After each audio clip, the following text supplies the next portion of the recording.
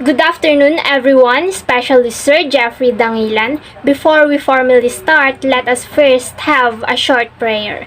Let's bow our head and feel the presence of our dear Lord. Let us pray. We praise you, Lord, and we thank you for the opportunity to study and prepare for a good life in the future. Bless our teachers who inspire and guide us. Bless our parents who work hard to support us. Bless our classmates and all the people who care for us. Bless us, help us to be more attentive, patient, and diligent to understand the lessons that our teachers teach us. Bless our beloved country that we may have unity, peace, and prosperity. This we pray in the name of Jesus Christ our Lord. Amen. Before we proceed to the discussion, here's an introduction video of all the reporters for today. Tonight with Boy Abunda.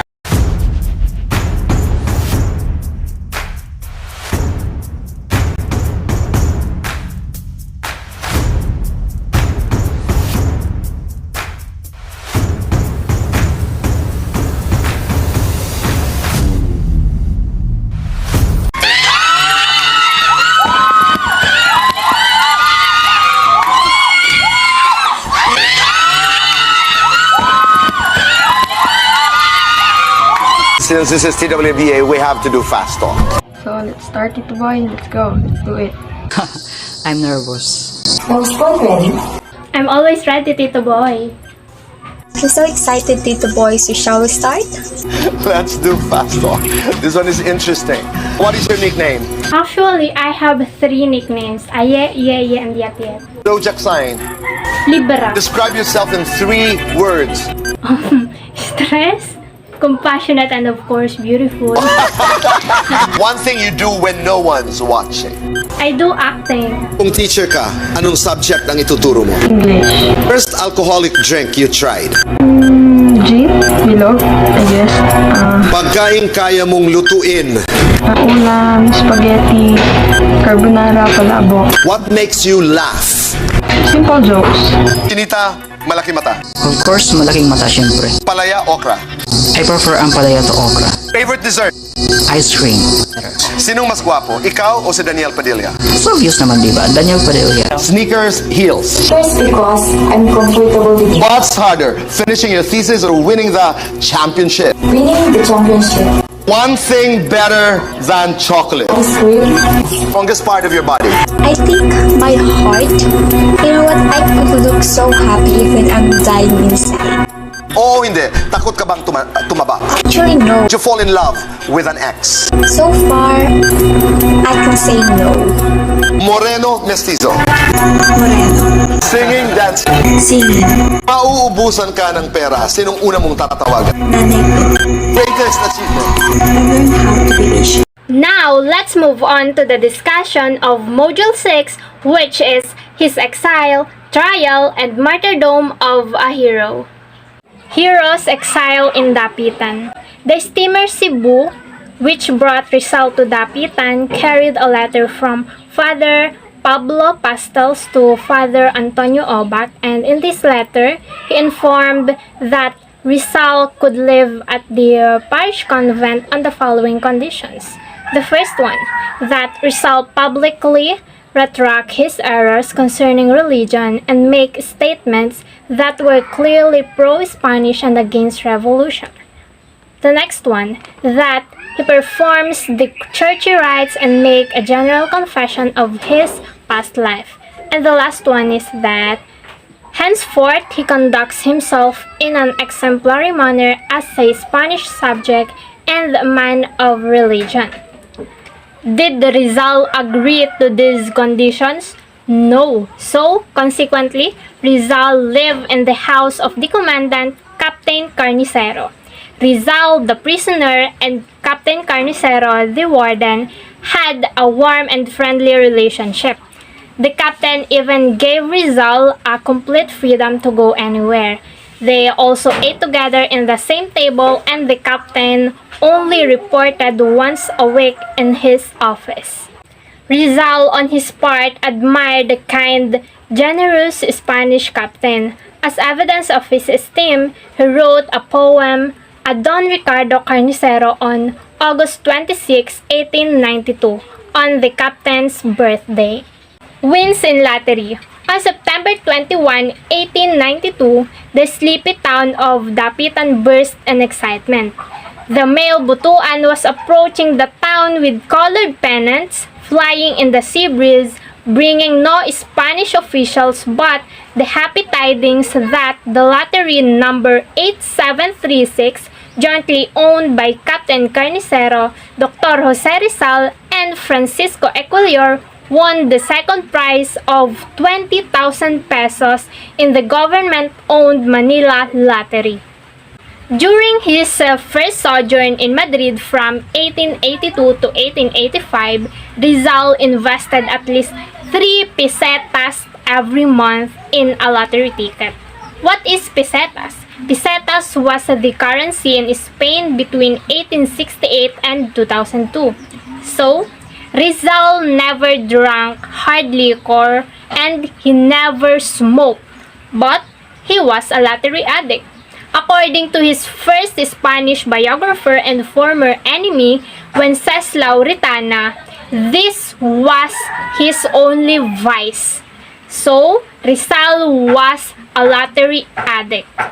From his share 6,200, he gave 2,000 pesos to his father and 200 pesos to his friend Basamin or Basa in Hong Kong, and the rest he invested by purchasing agricultural lands along the coast of Talisay, about 1 meter away from Dapitan.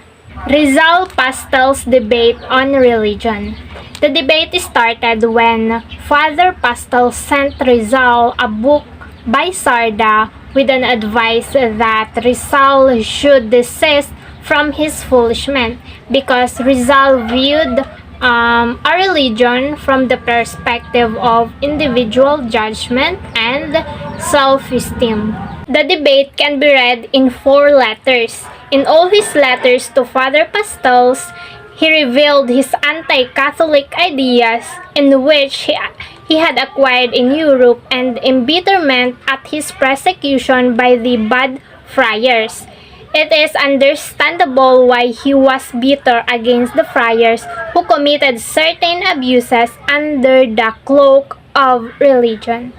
Behind the debate, Pastels and Rizal were still friends, as evidently pictured when Father Pastels gave Rizal a copy of Imitación de Cristo by Father Thomas A. Kempis, while Rizal gave Father Pastels a bust of St. Paul that he made. Rizal challenges a Frenchman to a duel. While Rizal was still debating with Father Pastels by means of exchanging letters, Rizal was involved in a quarrel with a Frenchman and businessman in Dapitan. He purchased many logs in Rizal's land, and it happened that there were some in bad condition. So he sent a letter to Rizal saying that if Rizal was a truthful man, he should have told him about the conditions of the logs. Rizal flared up in anger when he read the letter and he challenged Lardet into a duel. Captain Carnicero found out about this and he advised Lardet to just apologize to Rizal instead of accepting the challenge because Rizal was an expert in martial arts, particularly in fencing and pistol shooting. If you don't know what is fencing, there is a K-drama entitled 2521 in which the leading lady there was a fencer. So if you want to know more about the background of one of Rizal's expertise in martial arts, you can watch it. So moving on, so Lardet just apologized to Rizal and Rizal accepted his apology and their good relationship was restored. Rizal and Father Sanchez. Father Pastels, aside from his personal effort to persuade Rizal to discard his errors in religion, assigned two Jesuits in Mindanao, Father Obac and Father Jose Villa Clara, to try their best to bring back Rizal in the Catholic folds. Furthermore, he assigned Father Francisco de Paula Sanchez to persuade him also. Father Sanchez was Rizal's favorite teacher when he was still in Ateneo de Manila, and he was the only Spanish priest to defend Rizal's Noli Me Tangere in public. So, every day they argued theologically in a friendly manner, but all the efforts of Sanchez were in vain because Rizal was not convinced. On the day of Father Sanchez's birthday, Rizal gifted him a manuscript entitled Estudios sobre la Lengua Tagala, or in English, Studies on the Tagalog Language. Idyllic life in Dapitan. Rizal had an exemplary life, idyllic in serenity. On August 1893, his family visited him in order to assuage his loneliness. They were his mother, his sisters Trinidad, Maria, and Narcisa, his nephews Teodosio, Stanislao, Mauricio, and Prudencio. Rizal built a house by the seashore of Talisay surrounded by fruit trees, a school for boys, and a hospital for his patients. On his farm, he introduced the modern method of agriculture in which he had observed in Europe and America. His pupils also helped him in the daily labor. Rizal's encounter with the friar's spy. So, during the early days of November 1893, there was this spy named Pablo Mercado who pretended to be a relative of Rizal by showing a photo of him and a pair of buttons with the initials PM as an evidence of kinship. When we say kinship, it is family related or cousins. The spy offered to be Rizal's courier of letter for the Patriots. Rizal became suspicious with him and wanted to throw him away, but considering his values and the late hour at the night, he offered him to sleep at his house. And in the morning, he threw him away from his house. But the spy stayed in Dapitan and spread talks that he was relative to Rizal. Rizal reported the incident to Commandant Sijes, and eventually they had an investigation about the spy. And they came to know that the real name of the spy was Florencio Namanan, who was 30 years old. The friar sent him to spy Rizal's activities.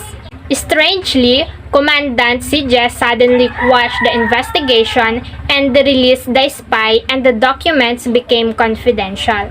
Rizal requested for the copy of the investigation, but his request was denied. So now let us talk about Rizal as a physician in Dapitan. Due to the poverty of the people in Dapitan, Rizal gave them free medicines.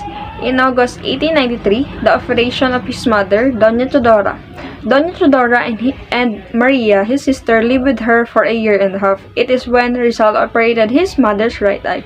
Though the operation was successful, his mother had a wound infection after ignoring Rizal's instruction of not removing the bandages. However, the infection treated immediately. His fame as a physician, particularly as a specialist, spread far and wide. He had many patients came from Luzon, Bohol, Cebu, Panay, Negros, and Mindanao, and even from Hong Kong.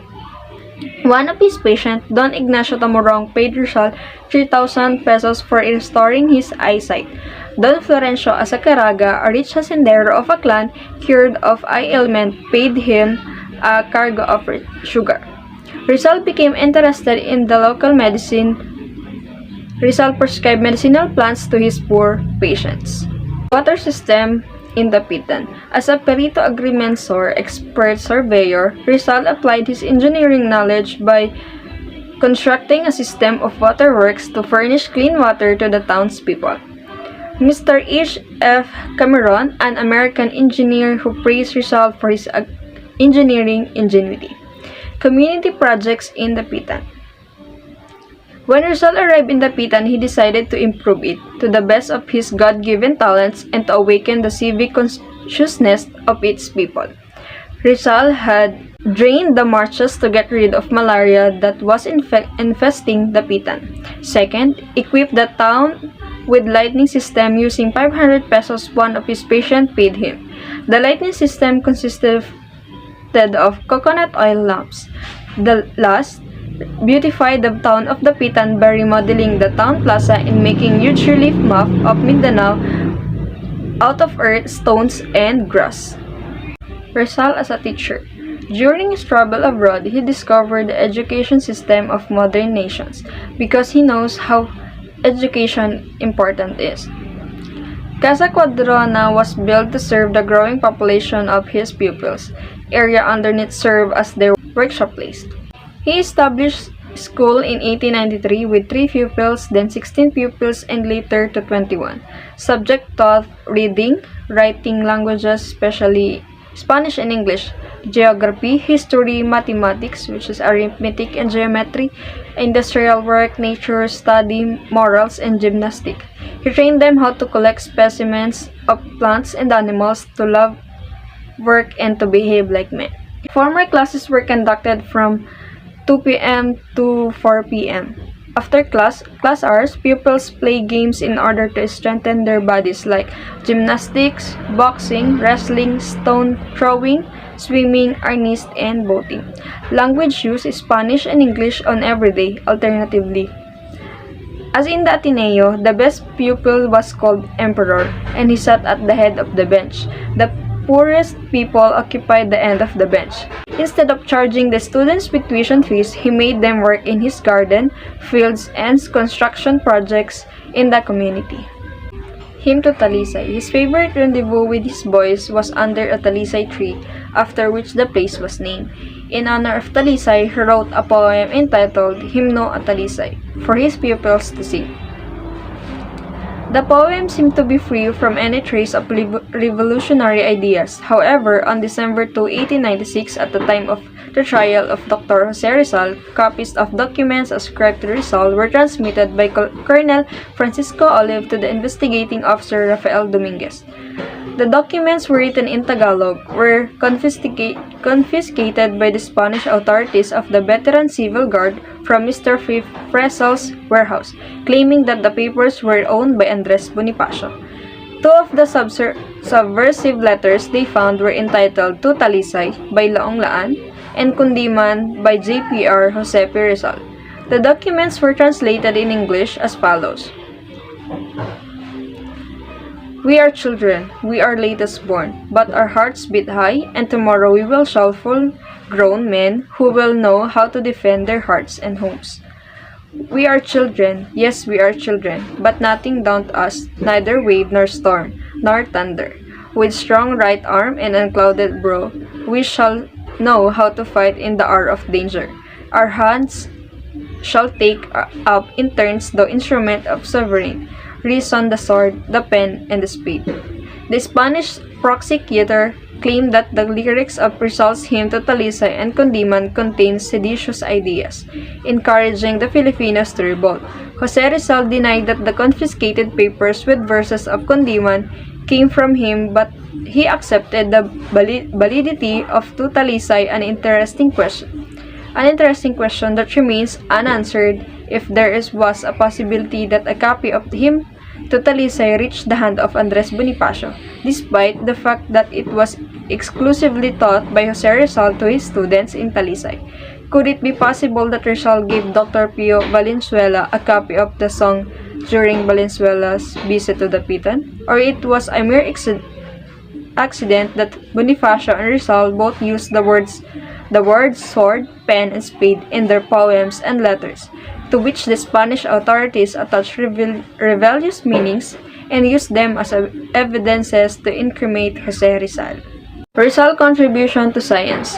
There was no question to Rizal's versatility when it comes to science. Rizal conducted anthropological, ethnographical, archaeological, geological, and geographical studies. Rizal was able to explore the jungles and coast of Tapitan and nearby areas, seeking specimens of insects, birds, snakes, lizards, frogs, shells, and plants. Rizal built up a rich collection of oncology which consisted of 346 shells representing 203 species. He sent these species to the Museum of Europe, especially the Dresden Museum. In payment for these valuable specimens, the European scientists sent him scientific books and surgical instruments, especially for ophthalmology. He discovered some rare species who were named in his honor by the scientists: Draco rizali, a flying dragon; Apogonia rizali, a small beetle; Rhacoporus rizali, a rare frog. So let's talk about the linguistic studies of Rizal. He continued his studies of language in Dapitan. By that time, he knew 22 languages, which is Tagalog, Malay, Ilocano, Hebreo, Visayan, Sanskrit, Subanum, Dutch, Spanish, Catalan, Latin, Italian, Greek, Chinese, English, Japanese, French, Portuguese, German, Swedish, Arabic, and Russian. The artistic works of Rizal in Dapitan. Rizal helped the Sister of Charity in painting an image of their sanctuary of the Holy Virgin. He modeled the right foot of the image, the serpent, and the apple in the serpent's mouth. He also designed the curtain in the painting. He drew the 3 rare species he discovered in the animal life: the dragon, the frog, and the beetle. He also drew fishes caught in the Dapitan. He drew the mother's revenge. It shows a mother dog killing a crocodile. It was when his pupil secretly visited him in the Dapitan and his puppy followed them but was eaten by a crocodile. Sculptural works: bust of Father Juaneco, one of his Ateneo professor; a statue of the girl called the Dapitan Girl; a wood carving of Josephine Bracken; and a bust of Saint Paul. Rizal as a farmer. In Dapitan, Rizal devoted much of his time to agriculture. He bought 16 hectares of land in Talisay, where he built his home, school, hospital, and planted cacao, coffee, sugarcane, coconuts, and other fruit trees. Rizal acquired total holdings of 70 hectares, where 6,000 hemp plants, 1,000 coconut trees, and numerous fruit trees, sugarcane, corn, coffee, and cacao were planted. He planned to establish an agricultural colony in Sitio Punot because it was ideal for raising cacao, coffee, coconuts, and cattle. However, this did not materialize due to lack of support from the government. So now let us talk about Rizal as a businessman. He partnered with Ramon Carrion, a Dapitan merchant, in business ventures such as fishing, copra, and hemp industry. On May 14, 1893, they became partners in lime manufacturing. In his letter to Hidalgo dated January 19, 1893, he planned to improve the fishing methods in Dapitan through the use of big net for troll fishing, pukutan, and teaching them better methods of fishing. Hemp, cannabis plant, especially when grown from fiber, was the most profitable business venture of Rizal. On January 1, 1895, he organized the Cooperative Association of Dapitan Farmers to break the Chinese monopoly in Dapitan. Rizal's inventive ability. Rizal invented a cigarette lighter locally known as sulpukan. Rizal gave or sent it as a gift to some of his valued friends, here and abroad, including Dr. Ferdinand Blumentritt. Rizal also was the first to invent the first brick-making machine in the country. It was said to be producing 6,000 bricks a day. In addition, Rizal carved molds for biscuits and other tools for bakery requirement. He also made a chess set pieces out of animal bones while in prison. Rizal's retreat. On February 1895, Doña Teodora, with her eyesight fully restored, returned to Manila. Seeing how busy Rizal is, she regretted neglecting her muses. Meritero, translated to English as My Retreat, was written by Rizal while in exile in Dapitan. From his mother's prodding, Rizal revived his writing of poems, where He expressed his yearning life in his acceptance of his destiny and whatever justice will be given him. From 1892 to 1896, he lived an exciting but fruitful life. Even in his exile, Rizal proved that life can still be abundant and full of achievements. He lived as a merchant and a farmer and built the 3 houses made from bamboo, wood, and nipa. Interestingly, his houses were of varied geometrical shapes. Rizal and Josephine Bracken. The death of Leonor Rivera left a poignant void in Rizal's heart. In his loneliness, he met the daughter of James and Elizabeth Jane Bracken, Josephine, an Irish girl of sweet 18 who was born in Hong Kong. Mr. George Stauffer, a man who adopted Josephine after her mother died of childbirth, became blind, so he sought for an ophthalmic specialist. This is how Josephine and Rizal met.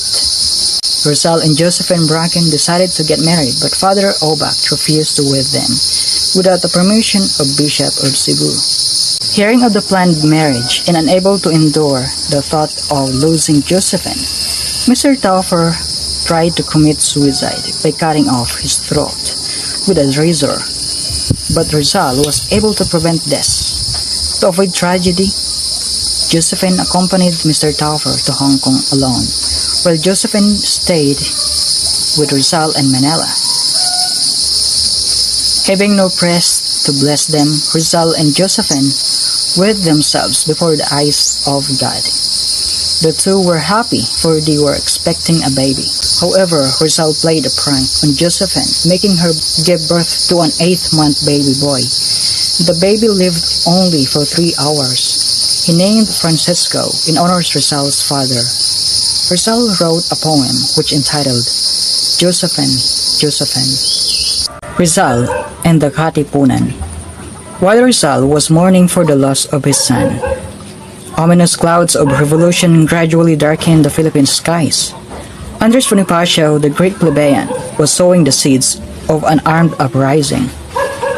The secret revolutionary society, called Katipunan, which he founded on July 7, 1892, was gaining more and more adherents. On June 21, 1896, Dr. Payo Valenzuela, Bonifacio's emissary, visited Rizal in Dapitan and informed him of the plan of the Katipunan to launch a revolution.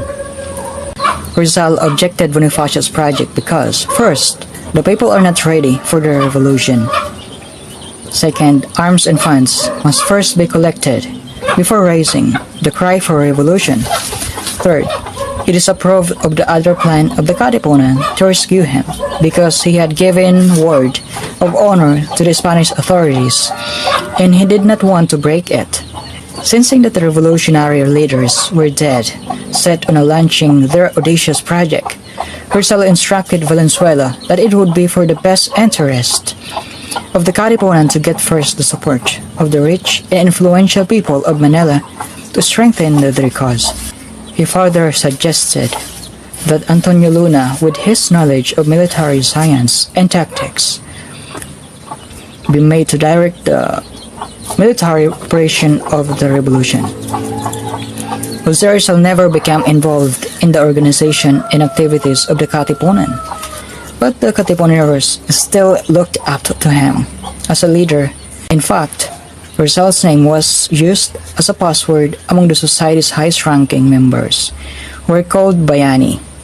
Volunteer as a military doctor in Cuba. Months before the Katipunan contracted Jose Rizal, he had offered his services as military doctor in Cuba, which was then in the throes of revolution and a raging yellow fever epidemic. There was a shortage of physicians to minister to the needs of Spanish troops and Cuban people. It was the letter reached Rizal on July 30th. Politico-military commander in Dapitan would give him a pass so that he could come to Manila on December where he would be given to safe conduct to Spain. Wrote to Governor why Rizal volunteers as military doctor in Cuba? Because Rizal wants to learn more about starting a revolution in Cuba. At that time, the American country is revolting against the Spaniards. Arrived in Dapitan, notified him of the acceptance of his offer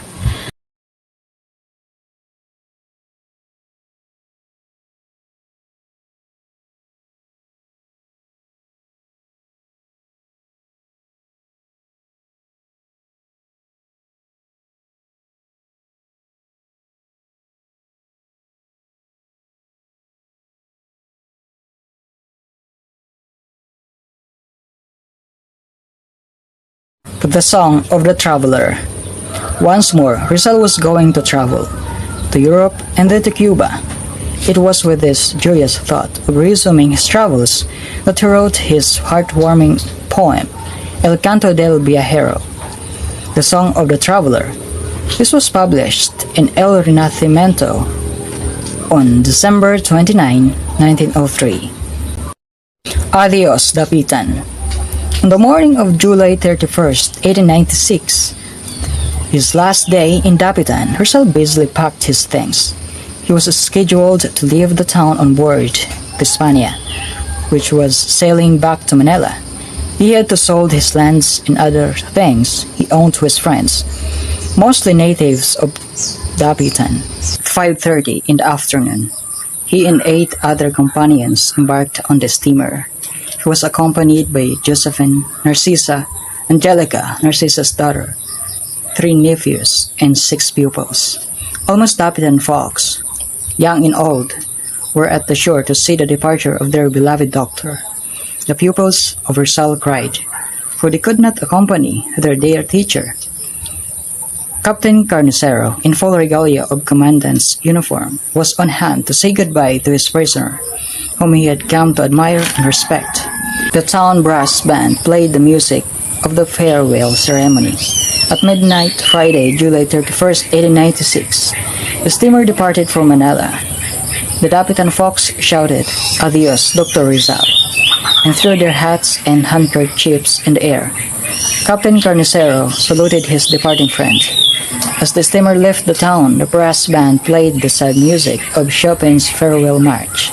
Rizal was in the upper deck, with tears in his eyes. He raised his hand in a farewell to the kind and hospitable people of Dapitan, saying, Adios, Dapitan. He gazed at the crowded shore for the last time. His heart was filled with sorrow. When he could no longer see the dim shoreline, he turned sadly into his cabin. He wrote in his diary, I have been in that district 4 years, 13 days, and a few hours. Hi, my name is Kenny Jane Lopez and I am going to discuss the last trip abroad of Jose Rizal. August 1, 1896, Rizal anchored at Dumaguete, the capital of Negros Oriental. Rizal wrote on his travel diary, spreads out on the beach. There are big houses, some with galvanized iron roofing. Outstanding are the house of a lady whose name I've forgotten, which is occupied by the government, and another one just begun with Ipil Post. So Rizal visited a friend and a former classmate named Herrero Regidor and Rufina family, a judge in the province. So in the afternoon, he operated as Spanish captain of the Guardia Civil. And on Dumaguete to Cebu, Rizal was fascinated by the entrance to Cebu, which he considered beautiful. He wrote in his diary, I did 2 operations of strabotomy, 1 operation on the ears, and another of 2 more. On August 3, 1896, Rizal arrived to Cebu to Iloilo. Rizal said the voyage was fine. At the right we saw Mactan, an island famous for what happened to Magellan. The whole afternoon was magnificent. We saw many islands along our way. The next day, in the morning, we entered Iloilo. So Rizal landed at Iloilo, went shopping in the city, and visited Molo. At the Molo church, he commented, the church is pretty outside and the interior is not bad, considering that it had been painted by a lad. The paintings are mostly copies of biblical scenes by Gustave Doré. So from Iloilo, Rizal's ship sailed 2 copies. After a brief stopover, it proceeded towards the Romblon until proceeding to Manila. So he missed the regular steamer Isla de Luzon, which sailed to Spain the day before he arrived in Manila Bay. While waiting for the next ship for Spain, Rizal was kept as a guest on the board the Spanish cruiser Castilla. So he Here, Rizal stayed for a month while waiting for another steamer that will bring him to Spain. Next is the Philippine Revolution started. Father Mariano Gil discovered the secret society, which is Katipunan, and reported to the Spanish authorities. On August 26, 1896, Andres Bonifacio and the Katipunan raised the cry of revolution in the hills of Balintawak, which they tore their cedulas aggravated the discovery. Next is the departure for Spain. August 30, 1896, the day when the state of war was proclaimed in the 8 provinces, Rizal received 2 letters from Governor General Blanco. These were letters of introduction to the Minister of War and Minister of Colonies. The day before his departure, he wrote to his mother. September 2, 1896, Rizal transferred to the steamer Isla de Panay, which was sailing for Barcelona, Spain. So, September 3, 1896, the steamer left Manila Bay. At last, Rizal's last trip to Spain began. Among his fellow passengers on board were Don Pedro Rojas, which is rich in Manila Creole, an industrialist, and his friend, and his name Perikin. So September 7, 1896, Rizal in Singapore, the Isla de Panay arrived at Singapore. So the following morning, Rizal and other passengers went ashore for sightseeing and shopping for souvenirs. So Rizal wrote in his diary, "I have observed some changes. There are more Chinese merchants and less Indians. So I bought a Chinese gown. Singapore has changed much since I saw it for the first time in 1882. So Don Pedro advised Rizal to stay behind too and take advantage of the protection of the British law. So Rizal ignored it, for he believed that the Governor General has a word of honor. So Don Manuel Camus and several Filipino residents of Singapore are there to save his life. Next is the victim of Spanish duplicity.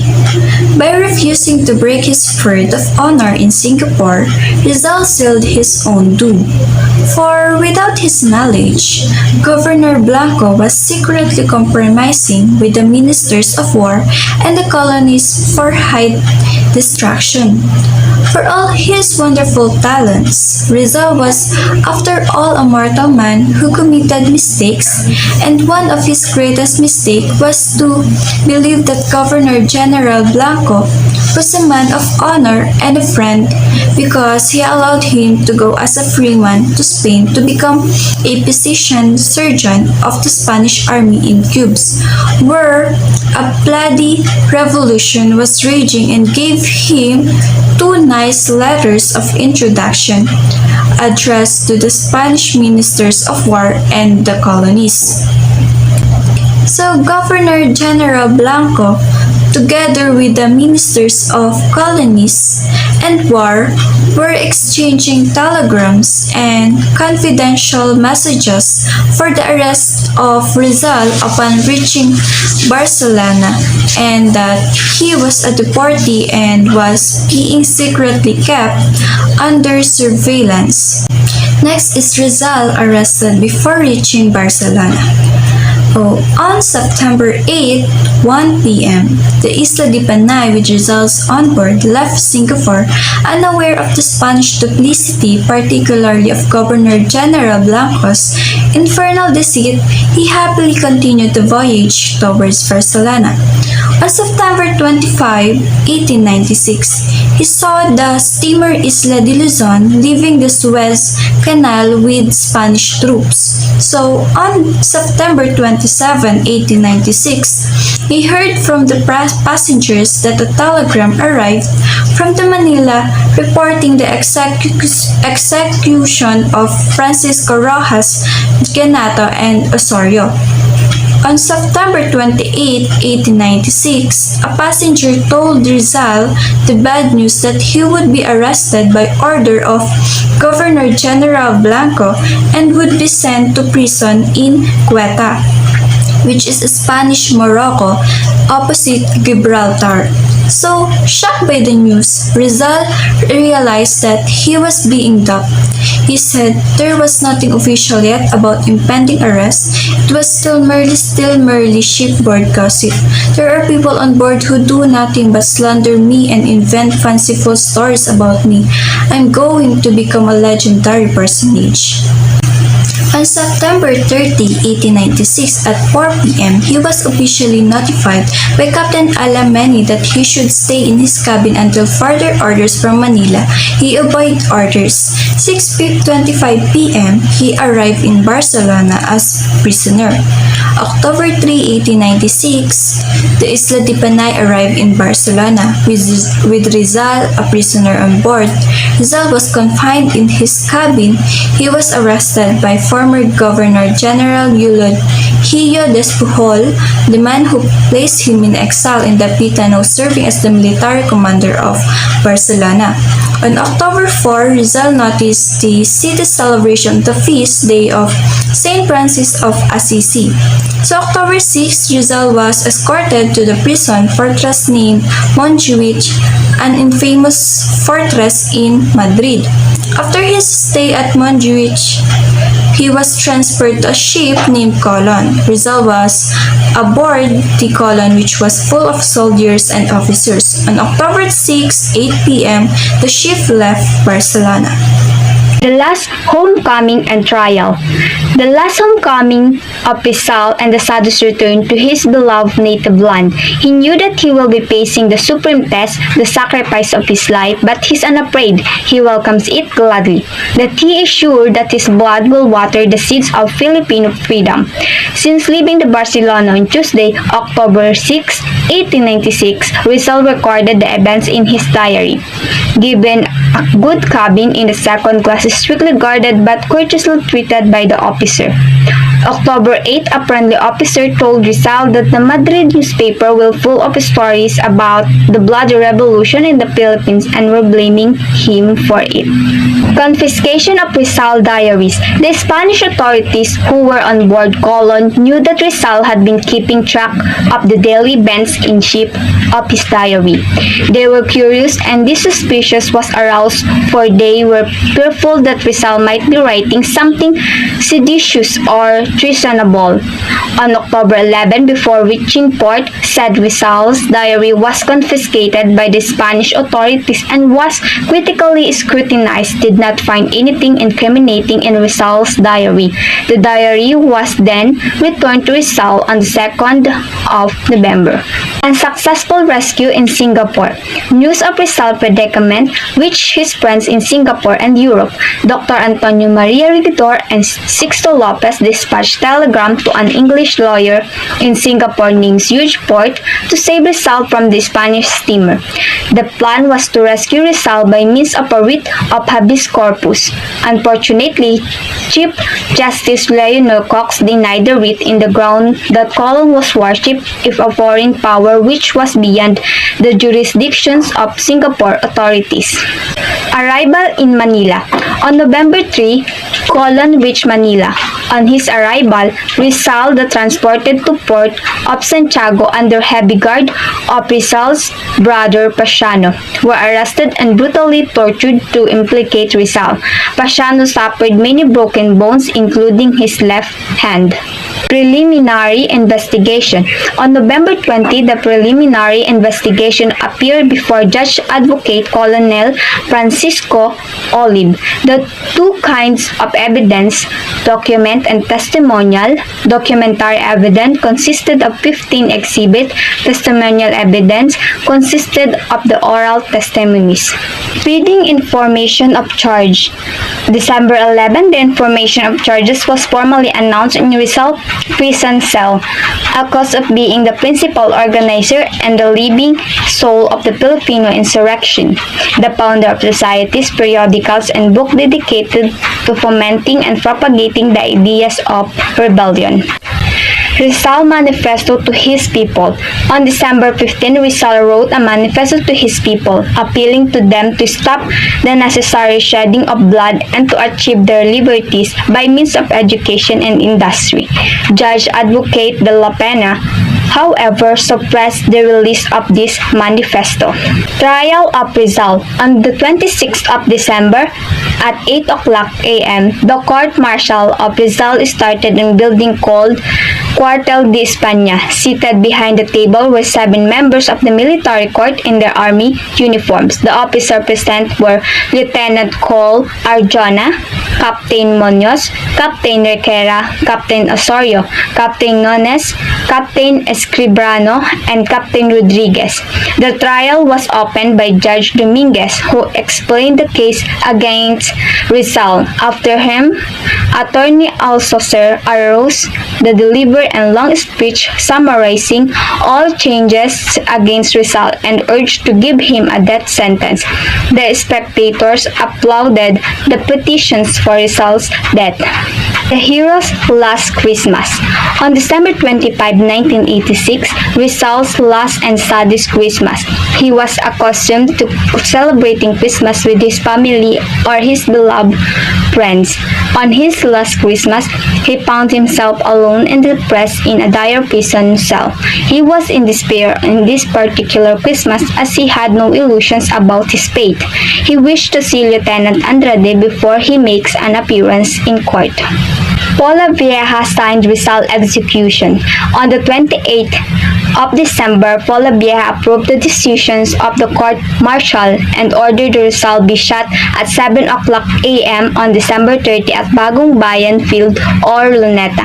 His approval for the death penalty was then forwarded to Judge Advocate Cap Don Rafael Dominguez for compliance. This fatal document signed by Captain Dominguez sealed the fate of Dr. Jose Rizal Mercado. Martyrdom at Bagumbayan. After being court-martialed, Rizal returned to his cell in Fort Santiago to prepare his rendezvous with destiny. Upon hearing the court's decision, Rizal already knew that there's no way that his destiny would be changed. Rizal knew it was his end and had accepted his fate. During his last 24 hours on earth from 6 o'clock a.m. of December 29 to 30, 1896, he was busy meeting visitors, which includes his family and friends. Father Miguel Sadera Mata, the rector of the Ateneo Municipal, arrived in the prison early in the morning. Father Luis Visa came with Father Mata, the priest to whom Rizal asked for the image of the Sacred Heart of Jesus, which he made during his stay in Ateneo. Father Antonio Rosel, another friend of Rizal who gladly eaten a fine breakfast with him, returned in the afternoon to resume his talk with Rizal. Lieutenant Javier de Andrade, Rizal extended his appreciation for Andrade's services as his defense counsel. Father Federico Faura had prophesied earlier, rather comically, that Rizal would lose his head for writing the Non Limitangere, and the latter congratulated the priest for being right. For Jose Villa Clara, Rizal's former teacher in Ateneo, ate lunch with him. Father Balaguer accompanied Father Villa Clara, ate lunch with Rizal as well. Santiago Matiax, contributor in the El Heraldo de Madrid. Chedora Alonso, Rizal knelt before his beloved mother, begging for forgiveness and understanding. The mother and the son were separated by the strong grip of the prison guard. Trinidad arrived when Chedora left the chapel. To her, Rizal handed down an alcohol cooking stove and whispered that something was inside it. Turned out to be his last piece, the Mi Ultimo Adios, written in a small piece of paper. Gaspar Castaño, fiscal of the Royal Audiencia, had a good conversation with Rizal. He was also able to write his last poem, his final contribution for the emancipation of the Filipino people, Mi Ultimo Adios, Spanish for My Last Farewell, is a poem written by Philippine national hero Dr. Jose Rizal on the eve of his execution December 30, 1896. This poem was one of the last notes he wrote before his death. Another that he had written was found in his shoe, but because the text was illegible, its contents remains a mystery. Tito Rizal did not ascribe a title to his poem. Mariano Ponce, his friend and fellow reformist, titled it Mi Ultimo Pensamiento, My Last Thought. In the copies he distributed, but this did not catch on. On December 29, 1896, 6 a.m., Captain Rafael Dominguez was assigned by Governor Gen Camilo Polavea to read Rizal's death, sentenced to be shot at Bagumbayan by firing squad at 7 o'clock a.m. the next day. On 7 o'clock a.m., Rizal moved to Prison Chapel, where he spent his last moments. At 5 o'clock a.m., he ate his last breakfast and autographed some memorabilia, including religious pictures and books which will be passed on to his mother and her sister Trinidad. Accompanied by his sister Narcisa, Joseph and Bracken arrived and as requested by Rizal. The couple was canonically blessed as husband and wife by Father Balaguer. To Josephine, Rizal gave the Imitation de Cristo as wedding gift. For the last time, he wrote a letter to his parents, Ferdinand, Blumentritt, and Pasiano. At about 6:30 a.m., a trumpet sounded at Fort Santiago, a signal to begin the death march to Bagumbayan. Rizal walked calmly with his defense counsel and 2 Jesuits priced at his sides. He was dressed hat, black shoes, white shirt, and black tie. His arms were tied behind from elbow to elbow. There are a lot of spectators lining the street from Fort Santiago to Bagumbayan. As he was going through the narrow Postigo gate, Rizal looked at the sky and said to one of the priests, "How beautiful it is today, Father! What morning could be more serene? How clear is the Corregidor and the mountains of Cavite on morning like this? I used to take a walk with my sweethearts." Rizal bade farewell to Father March and Villa Clara and to his defender, Lieutenant Luis Tavel de Andrade. Although his arms were tied, he had firmly clasped their hands in parting. One of the priests blessed him and offered him crucifix to kiss. He requested the commander of the firing squad that he be shot facing them. His request was denied, for the captain had implicit order to shoot him at his back. A Spanish military physician, Dr. Felipe Ruiz Castillo, asked his permission to fill his pulse. He was amazed to find it normal, showing that Jose Rizal was not afraid to die. The riffles of the drums filled the air. Above the drums beat, the sharp command, "Fire!" was heard, and the guns of the firing squad barked. Rizal, with supreme effort, turned his bullet-riddled body to the right and fell in the ground dead, with face upward facing the morning sun. It was exactly 7:03 in the morning, age 35 years, 5 months, and 11 days. It was interesting to know that 14 years before, Rizal predicted that he would die on December 30th. He was a medical student in Madrid, Spain. And that ends our discussion for today, which is his exile, trial, and martyrdom of a hero. I hope you learned something from today's discussion. Thank you and God bless.